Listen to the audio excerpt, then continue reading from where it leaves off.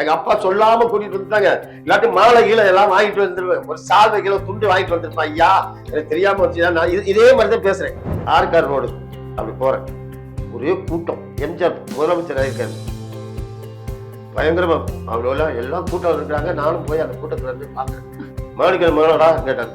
ஐயோ நமக்கு ரொம்ப தெரிஞ்ச ஆளா இருக்காரு, ரொம்ப அடுத்து நமக்கு அந்த பசி போயிடும் அப்படின்னு சொல்லிட்டு, ஆமண்ணா மாணிக்கன் மகன் உன் பேர் சுப்ரஜ் தானே? ஆமண்ணா. கவலையின்றி சுவாசியுங்கள். உலகின் தலை சிறந்த மருத்துவர்கள் உங்களுக்கு சிகிச்சை அளிக்கிறார்கள். நுரையீரல் அறுவை சிகிச்சையில் உலக விகிதத்தை விட அதிக வெற்றி. நீங்கள் புகைப்பிடிக்கும் பழக்கம் உள்ளவரா? ஆண்டுக்கு ஒரு முறை லோ டோஸ் சிடி ஸ்கேனில் பரிசோதித்து உங்களையும் உங்கள் குடும்பத்தாரின் பாதுகாப்பை உறுதி செய்து கொள்ளுங்கள். ரூபாய் 5000 மதிப்புள்ள பரிசோதனை ரூபாய் 2500 மட்டுமே. தங்கம் மருத்துவமனை, நாமக்கல் மற்றும் கான்பூர்.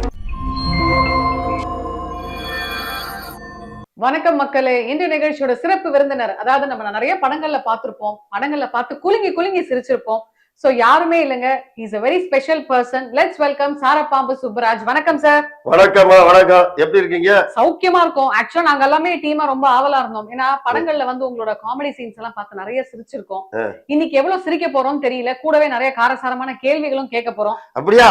ஆமா, பெரிய காரசார கேள்விகளா? சரி, நீங்க இண்டஸ்ட்ரிக்குள்ள எப்படி வந்தீங்க? எப்படி வந்து ராஜ்கிரண் சாரோட அசோசியேட்டா போனீங்க? நான் படிச்சுட்டு இருக்கிற காலகட்டத்துல 10வது 8வது படிச்ச நேரத்துல, நான் 8வதுல வந்து ஒரு ஸ்கூலை விட்டு இன்னொரு ஸ்கூலுக்கு போறோம். அப்ப எங்க வாத்தியார் கேட்டாரு, டேய் நீங்கெல்லாம் எதுக்குடா படிக்க போறீங்கன்னு கேட்டாங்க. அப்ப எல்லாரும் சொல்லுவாங்க, கிராமத்துல புதுக்கோட்டை மாவட்டம், அங்க இருந்து ஒரு 18 கிலோமீட்டர் மணத்துப்பட்டி அந்த கிராமம், ஒத்தப்பள்ளி குடியிருப்புல தான் படிக்கிறோம். அது 8வது முடியுது. அப்புறம் அரிமளத்துக்கு 10வது 9வது போறோம். இப்ப அவர் சொல்றாரு, ஹெட் மாஸ்டர் கேட்டார், இந்த மாதிரி நீ என்னடா படிக்க போறீங்க, என்னென்ன படிக்க போறீங்க கேட்டாங்க. சார் நான் வந்து மிலிட்டரி போறோம் சார், போலீஸ் ஆக போறோம் சார். அப்பெல்லாம் அந்த இன்ஜினியர் எல்லாம் சொல்ல கிடையாது. இல்ல, டாக்டர் எப்போதும் டாக்டர், அதுவும் பெருசா கோடீஸ்வரன் தான் பண்ண முடியும். அப்ப நான் போலீஸ் ஆக மிலிட்டரி மேன் சார் ஒருத்தர் சொல்லுவாங்க. நேரா வந்து சார் நான் விவசாயமே செய்ய போறேன் சார், நான் எங்க அப்பா வேலை தொழில் சார்ன்னு சொல்லுவாங்க. அப்படி ஒவ்வொரு ஆளா சொல்லும் போது நாங்க 49 பேர் அந்த ஸ்கூல்ல கிளாஸ்ல. அப்ப வந்து நான் சொன்னா, இந்த மாதிரி ஒருத்தர் சொன்னா வக்கீலாக போறோம்னு சொன்னான். நான் வந்து நீ என்னடா சுப்ராஜ் பண்ண போறேன்னு கேட்டாப்புல, நான் வந்து கதை திரைக்கதை வசனம் எழுதி டைரக்ட் பண்ண போறேன் சார்.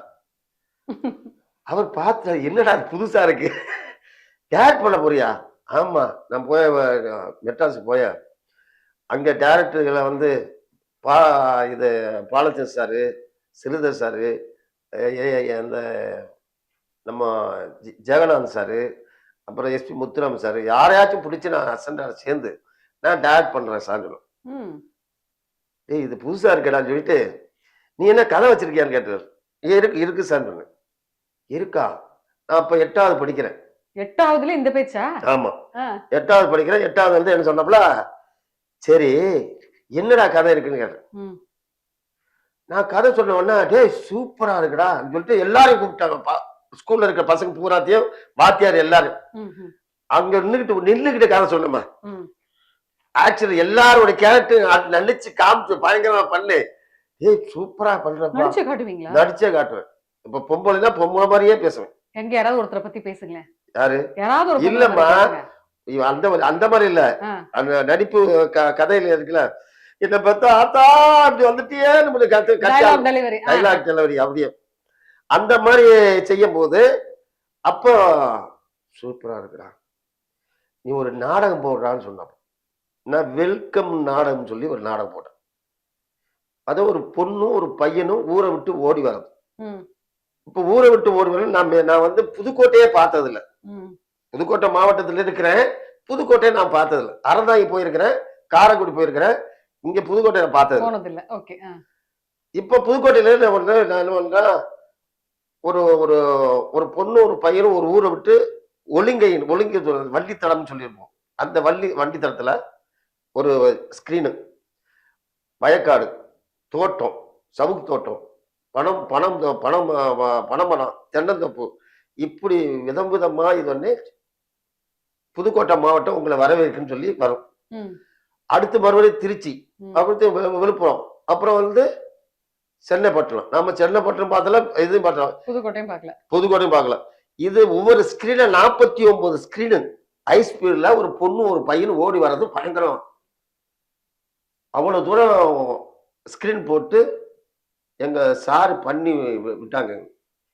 இப்ப 1/2 மணி நேரம் பொண்ணும் பையன், டேய் போடு போடு வா வேமா போய் வேமா வேமா அதை போடு ஸ்கிரீன் போடு கீழே போடு இப்படி நான் 10 பேர் இந்த பக்கம் 10 பேர் நான் போடு கத்திட்டு வரேன். மெதுவாப்போம் இன்னும் ஐஸ் பண்ணி மெதுவாப்போம், டேய் 2 பேரும் மெதுவாப்போம் பார்த்து ஓடிவா, டே லைட்டு டே லைட்டு பாரு மெதுவா அடி ஒவ்வொன்னு கலர் இது ஒண்ணா மாத்தி சொல்லிக்கிட்டே வரேன். இப்ப வந்து சென்னைப்பட்டினம் வந்து சேருது. வெல்கம் வெல்கம் வெல்கம் பூ அள்ளி வீசலாம். இவங்க 2 பேரும் தாய் தகப்பனை விட்டு, சொந்த பந்தத்தை விட்டு, ஒட்டா உறவுகளை விட்டு, எந்த ஊர்னே தெரியாம சென்னைக்கு வந்து வாழ போறாங்க. இவங்க எப்படி வாழ போறாங்கன்னு சொல்லி இது ஒண்ணும் அங்க கஷ்டப்பட்டு, அதுல வந்து ரொம்ப கஷ்டப்பட்டு அந்த அதுக்கு முறை அங்க பார்த்தா அப்பா அவங்க பெரிய இடத்து பொண்ணு வீட்டுக்காரங்க. அப்பா அம்மாவனை அடிச்சு பீஸ் ஆக்கி தீ வச்சு கொளுத்தி அங்க வந்து இது உண்மையிலேயே தியேட்டர் மாதிரி கொளுத்தி விட்டோம். பத்திடுச்சு. அது எங்களுக்கு தெரியாதுல்ல. அப்புறம் மறுபடியும் அடிச்சு பயங்கர இதாகிப்போச்சு. கலவரம் தான் போங்க. கலவரம் அந்த மாதிரி பண்ணி அந்த நாடகம் பயங்கர போட்டோம்னா எங்க சாரு வந்து, இன்னுமே நீ சினிமா விட்டு போவே கூடாதுடா, நீ தாண்டா அங்க இருக்கிற பசங்களுக்கெல்லாம் சொல்லி கொடுத்து அந்த பொண்ணுக்கு சொல்லி கொடுத்து, பையனுக்கு சொல்லி கொடுத்து, கூட இருக்கிற ஆர்டிஸ்ட் எல்லாம் கிளம்பி மாதிரி வேஷம் போட்டு அவன் பார்த்த வரமாட்டான். என்ன எங்க ஆத்தா போயா, எங்க ஆத்தா சொல்லிருச்சு வயக்காட்டுக்கு போய் வயல் வேலை இருக்கு நான் போறேன்னு சொல்லி போயிடுவாங்க. திடீர்னு பண்ணி போயிடுவாங்க, விட்டுட்டு போயிடுவாங்க. ஏய் வாடான்னு போய் அங்க போய் அவங்க அம்மா ஆத்தாட்டே உனக்கு வேலை இல்லை, உனக்கு இப்படியே வந்துகிட்டு இருக்க, ஒரு நாடகம் போறான் எல்லாம் எங்க சாரு எல்லாத்தையும் எதிர்த்து. இப்படி இருக்கும் போது எங்க அப்பா சரிவர் புதுக்கோட்டை மாவட்டம், சிவகங்கை மாவட்டம், ராமநாதபுரம், தஞ்சாவூர் மாவட்டம் வருது. எங்க அப்பா சரிவர், பங்கு பறிக்காத ஆளுகளே இருக்காது.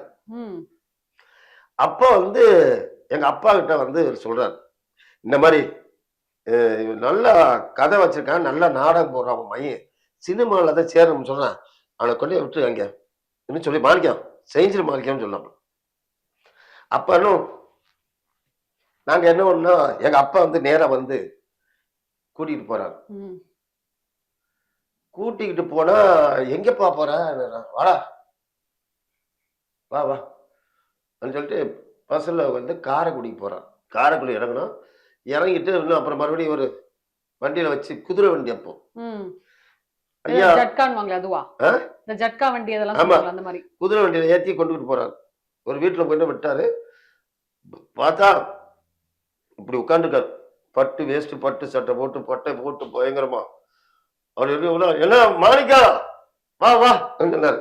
எங்க அப்பா பேரு மாணிக்கம். அப்பா மாணிக்கம் சொன்ன என்ன யாருப்பான்னு கேட்கிறேன். டே பேசாமடா வாடா, அவர்தான் ஐயா கண்ணதாசன் ஐயா. என்னது பாட்டு எழுத ஐயா கண்ணதாசன் ஐயாவா? ஆமா. யாரு இவன் தான் பையனா, இவன் தான் சுப்ராஜா ஐயா பேர சொல்றாரு. இவன் தான் கதை வச்சிருக்கானா? அதுக்கு முன்னாடியே இவர் வந்து பேசிட்டு போயிருக்காரு. சூப்பர் அப்பாங்க உங்களுக்கு. ஆமா. இப்ப வந்து எங்க அப்பா என்ன பண்ணாரு, பையன் தான்.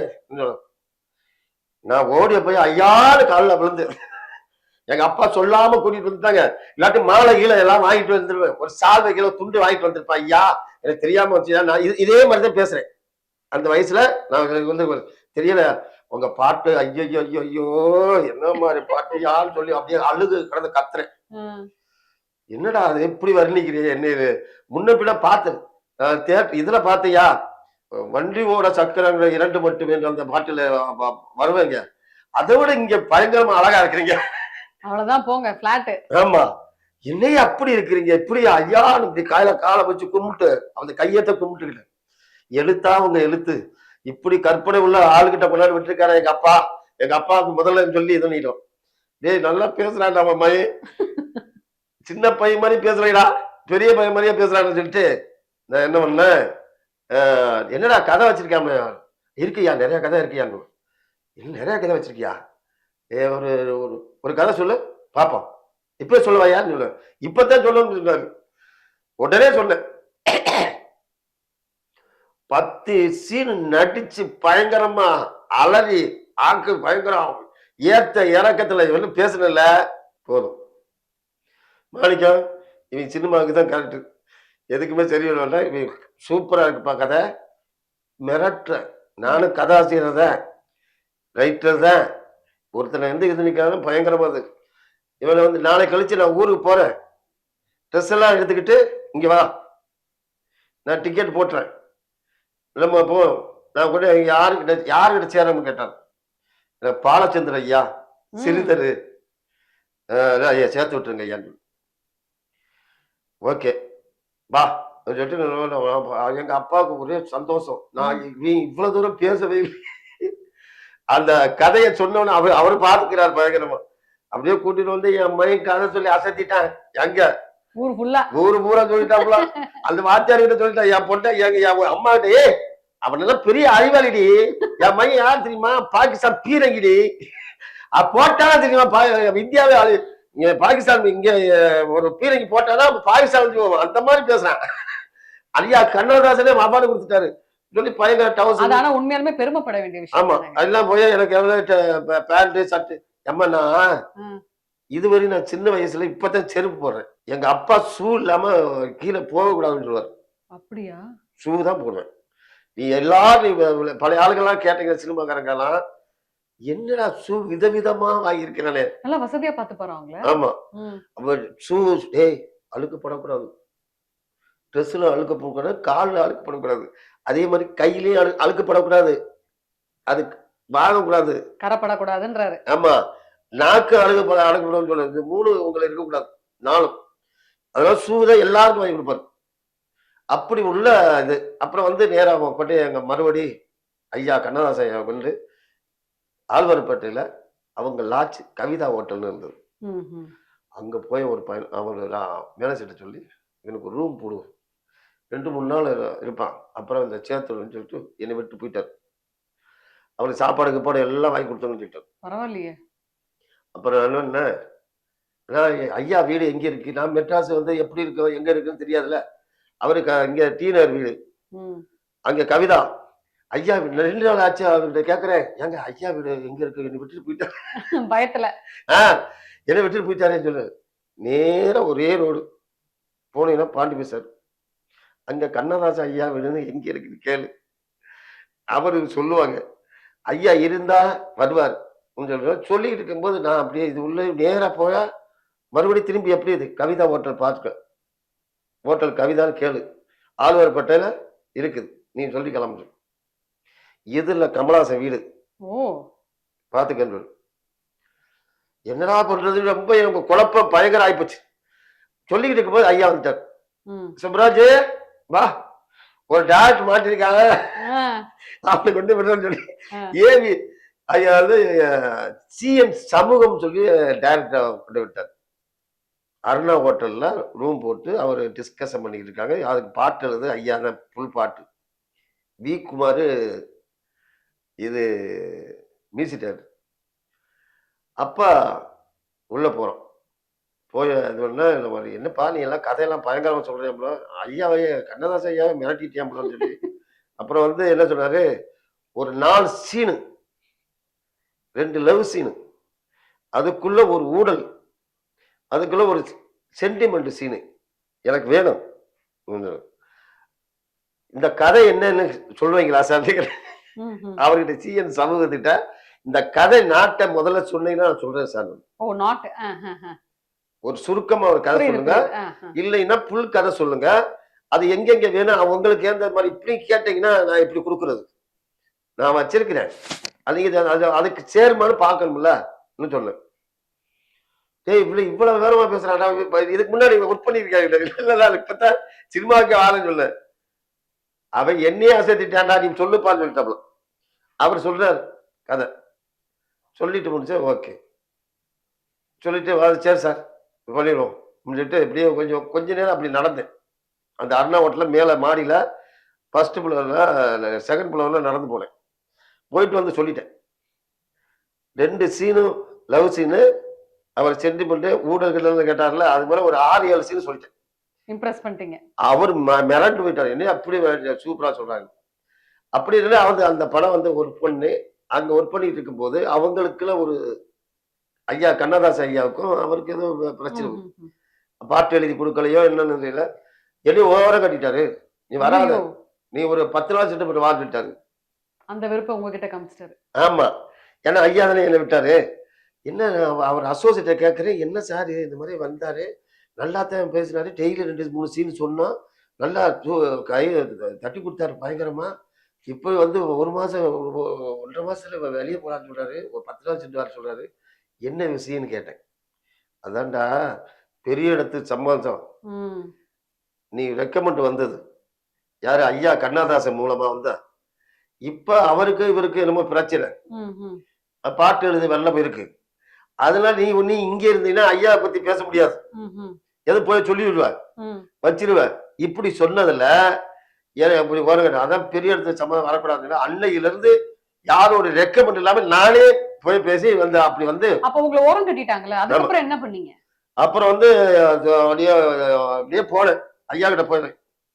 ஐயா இந்த மாதிரி அவரு 10 நாள் சென்று 20 நாள் சென்று அப்படியா சொன்ன, அப்படித்தான் சொல்லுவான், பாட்டு எழுதி கொடுக்கலடா.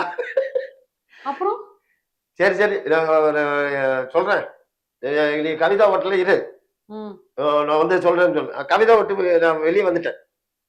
ஐயாவுக்கு தெரியாது நான் அங்க அவ்வளவு தூரம் பக்கத்துல இருந்து ஒரு 30 ரூபாய்க்கு டி நகர்ல நம்ம இது கிருஷ்ணவர் தேட்டருக்கு பின்னாடி ஒரு 30 ரூபாய்க்கு வாடகை எடுத்துட்டோம் ஒரு வீடு. அவர் கேட்கலையா, ஏப்பா வெளில போறாருலாம் கேட்கலையா? இல்ல, அவரு ஐயா மறுபடியும் போய் சொல்லிட்டேன், இந்த மாதிரி ஐயா இந்த மாதிரி நான் ஃப்ரெண்டு இருந்தாங்க அங்க, அவங்கள வந்து 30 ரூபா வாடகை. 30 ரூபா கொடுத்தியா நீ?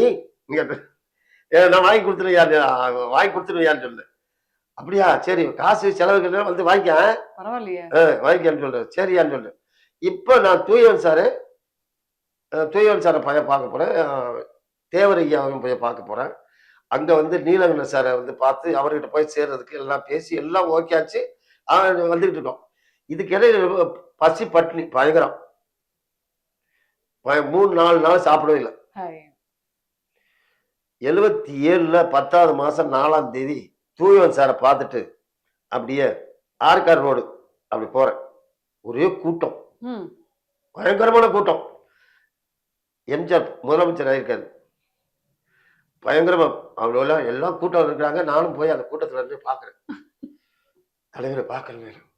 அப்படியே வந்து போல ஆரம்பிப்ப வந்தாரு, கே.கே.சி. ராமச்சந்திரன் வந்தாரு, அப்புறம் அங்க இருந்தாரு, அப்புறம் வந்து கருப்புசாமி பாண்டி வந்தாரு, அப்புறம் டீனர் மூர்த்தி, நிறைய பேர் ஒரு வந்த திலகரசு எல்லாம் உள்ள போறாங்க.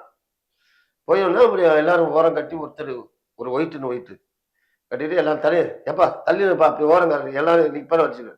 என்னைய பார்த்துட்டாரு. நான் 3 நாள் பட்டினி பசி பயங்கரமா, 3:30 மணி இருக்கும். இப்படியே பாக்குறேமா, என்னை பார்த்துட்டா, டே தம்பி இங்க வாடான்னு சொன்னார். இல்லையாண்ணா இங்க வாடா உடனே தண்டான்னு சொன்னார். எந்த ஊரா நீன்னு கேட்டார். நான் புதுக்கோட்டைண்ணா. அப்படியா, மாணிக்கல் மாநாடா கேட்டார்.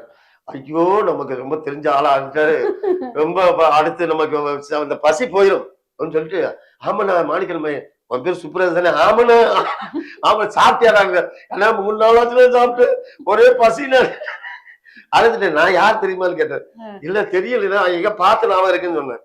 அப்ப சொன்னாரு, நான் தாண்டா மாணிக்கம், உங்க அப்பா பேரு அண்ணா எம்ஜிஆர் வீட்டுல வேலை செய்யணும்னு சொன்னாரு. அண்ணன் மாணிக்கண்ணா. ஆமாண்ணா. ஐயோ ரொம்ப சந்தோஷம். எங்க வீட்டுக்கு பக்கத்து வீட்டுக்காரர். அவர் வந்து எம்ஜிஆர் சார் வீட்டுல வந்து அவருடைய பிஏ. Okay okay.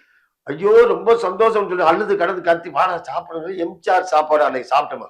அப்பா 10வது மாசம் 4ஆம் தேதி உள்ள கருவாடு கோழி நண்டு கிண்டு எல்லாம் ஒரு ஐயா சாப்பிடறத உங்களுக்கு கொடுத்தாங்க. ஐயா சாப்பிட அப்படியே கொடுத்தாங்க. கொடுத்த உடனே என்னன்னா, இவர் என்ன பண்ணிட்டாரு, நான் ஒரு ஆளு சாப்பாடு சாப்பிடலாம், 6 ஆளு சாப்பாடு சாப்பிட்டேன். அவ்வளவு பசி. அப்ப சின்ன வயசு தானே, ஒரு 17 வயசு. பாத்தீங்களா அவரை? பாத்தீங்களா எம்ஜிஆர் ஐயா? கேளுங்க இப்ப சொல்லுவோம்ல.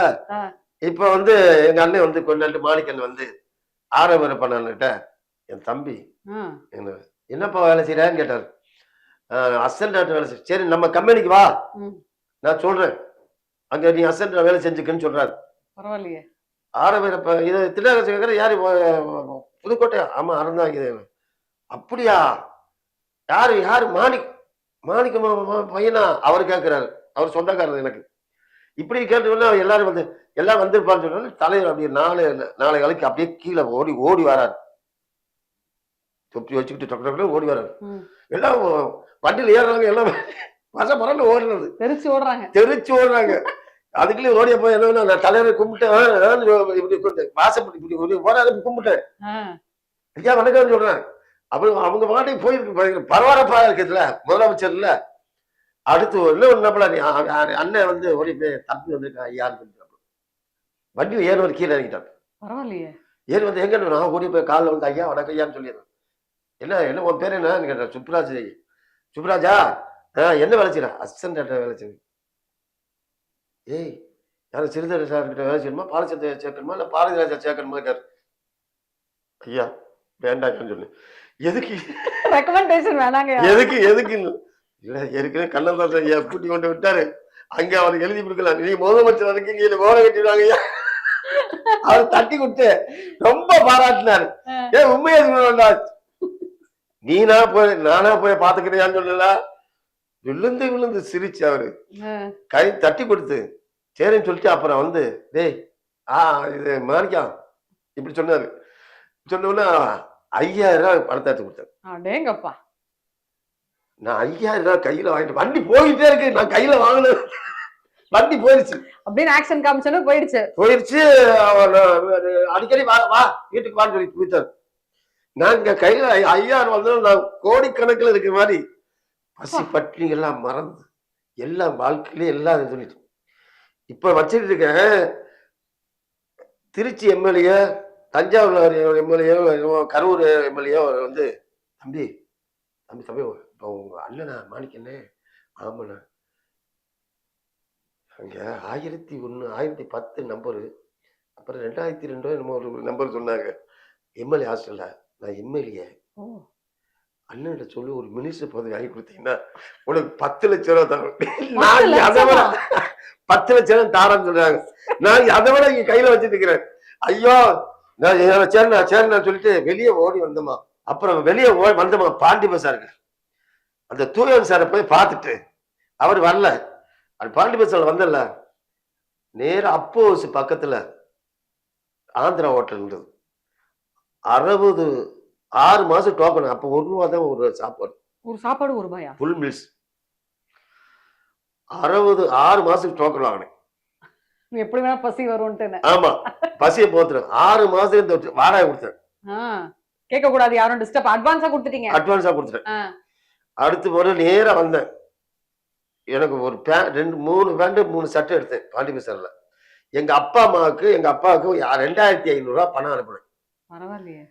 இது மாணிக்கன் நான் போய் பார்த்தப்பா, அண்ணன் வந்து தலைவரை பார்த்து என் தம்பின்னு சொன்னாரு. போய் சொல்லி நான் 5000 ரூபாய் ஐயா கொடுத்தாரு, நான் வாடகைலாம் கட்டி சாப்பாட்டுக்கெல்லாம் வச்சுக்கிட்டேன், இது புரட்சி தலைவர் காசுப்பா, நான் முதல்ல உங்களுக்கு அனுப்புறப்பான்னு சொல்லி அவரு வாங்கிட்டார். லெட்டரை பார்த்துட்டு இங்க பாரா, புரட்சி தலைவர் காசுறாது பாரு, 2000 ரூபாய் 2000 ஊரே கலக்கிட்டாரு. என் மையம் வந்து சம்பாதிச்சான் பக்கம் 2000 அங்க ஒரு ஆளை விடல. அவர் சாகுற வரையும் அந்த காசு செலவு இல்லாம அப்படியே வச்சிருந்தார். சூப்பர்ங்க. என்ன அப்படிப்பட்ட தலைவர். நான் வந்து 77ல 10வது மாசம் 4வது மாசத்துல அன்னையிலிருந்து பசி பட்டியோட இல்லாம புரட்சி தலைவர் இறக்குற வரையும் நான் போய் காசு வாங்கி சாப்பிட்டு இருக்கிறேன். அவரை இறந்து அங்க ராசாசி ஆள் இருக்கும்போது நானும் எங்க மாணிக்கண்ணன் நீங்க பாத்தீங்கன்னா பிளாக் அண்ட் ஒயிட்ல 2 சின்ன பசங்க கத்திக்கிட்டு இருப்போம். அழுதுன்றது அன்னையிலேருந்து இன்னமும் வந்து தலைவர் தான். இன்னைக்கு நான் அந்த கட்சியில ஒரு தலைமை கழக நட்சத்திர பேச்சாளர் இருக்கேன். இன்னைக்கு வந்து அதே இது புரட்சி தலைவர் தான் எங்களுக்கு.